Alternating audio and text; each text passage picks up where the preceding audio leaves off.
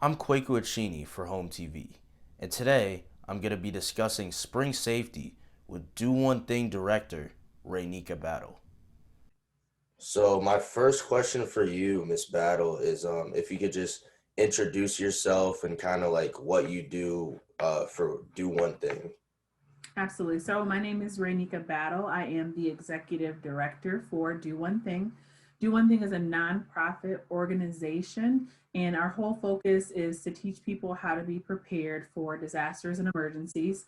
And we actually operate out of the Lansing Office of Emergency Management, where we're able to kind of be right in the heart of when things are happening and going on to make sure we can kind of get people that preparedness information.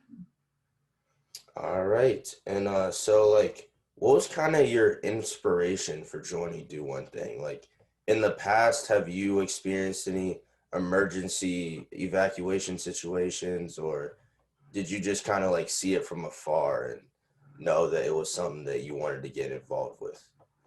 Absolutely. I love that question because my favorite story is to really kind of explain to people how me kind of getting with do one thing is kind of stemmed from being afraid of tornadoes when I was younger. So ever since then, I've always wanted to be prepared for what was going to happen. So I was like, this is the perfect opportunity. Love to share it with my friends and family to make sure they're kind of prepared as well. But definitely, when we have the ability to kind of reach those vulnerable populations, those families that are low income or people with disabilities or even our senior community, that's where it kind of really hits home because we know that we can get that information to people who think that it's too hard to prepare or that they simply can't do it. So that's kind of definitely an inspiration there.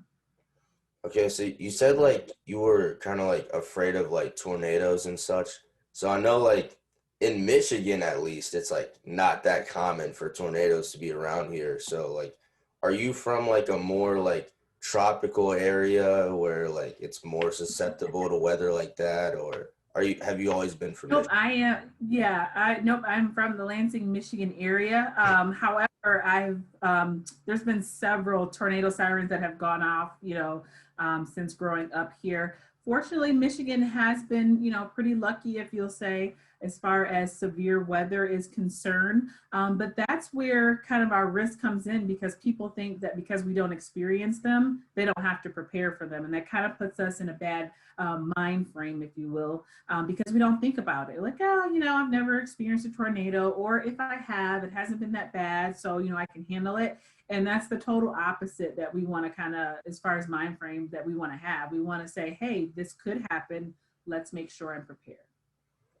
Okay, so I know like each month there's like a challenge that Do One Thing has. So for the month of March, what is the challenge?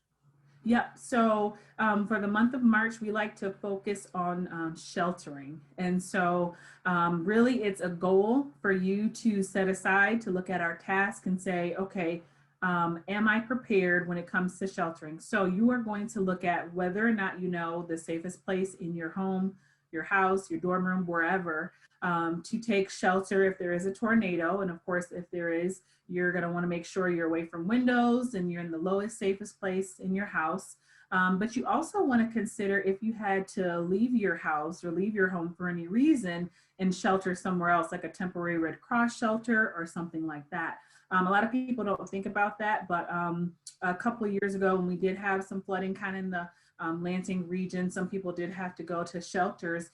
So a lot of people don't know that there's certain things you can't take to the shelter with you, and there's certain things that are not there. So do you have a bag ready to go or supplies ready to go in case you have to go shelter somewhere else as well? And then, knowing, different routes you might have to take if there's flooding or power lines down, just kind of thinking ahead of what you would do. Okay, so also like so in terms of sheltering for like items you would need, you mentioned like a bag. So like in that bag, like what are some items that you think are essential to have? Absolutely. So you definitely want to start with having a flashlight. If you're going to have a flashlight, make sure you have extra batteries to go with it. You're going to want to make sure you have a first aid kit as well. So you have all your bandages and gauze and different things like that in there. You're going to want to have some bottled water, some extra water on hand.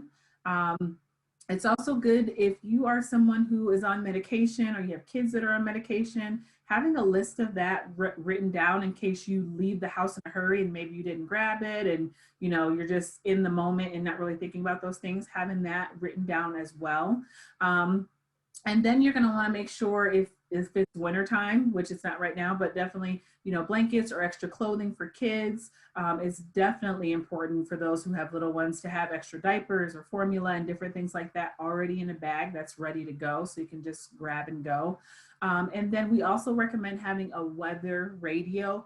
You can find these for 20 bucks, at Meijer or on Amazon. But again, you'll be able to get those weather alerts, especially if maybe your phone dies and you're not able to charge your phone anywhere. You want to have a weather radio on hand. I have one that I paid 20 bucks for. It also charges my phone. You actually just crank it and it has a flashlight and it's a radio and it charges your phone for 20 bucks. Super, super handy to kind of have on. Okay, so like in terms of that, like, is there like a Do One Thing app just to make it like quicker to access? Because I know a lot of people like they're always on their smartphones and things of that Mhm. such. Absolutely. We actually do have a Do1Thing app. We actually it's available now. We're still finishing it because we're adding like a new component to it. You can get it in the Apple store right now. It's not available yet for Android, but yes, you can definitely go ahead and download it. And it'll give you each month and tell you what those tips and all that information that you need for each month. Okay. Also, so in terms of like getting involved with Do One Thing, what can people do to get involved? Like, and is there also like any way people can donate to the cause or, offer some Absolutely. help? Yeah, so Do1Thing is, I am the only employee for Do1Thing. However, our program is nationwide and even in Canada. So right now we have over 7,000 people that receive our monthly reminders to make sure that they're doing one thing. We're on social media, so you can also, find us on, Facebook and Twitter. As far as people getting involved, the number one thing that we tell people that they can do is to go through the information and share it with their friends or family, their houses of worship, churches, neighborhood watch organizations, and different things like that. Because again, we're small, so we need help kind of getting our message out there. They're always welcome to send an email to contact@do1thing.com to get more specifics. But definitely able to do that. And then on our website, we have a donate button if anyone does feel the need to go ahead and donate.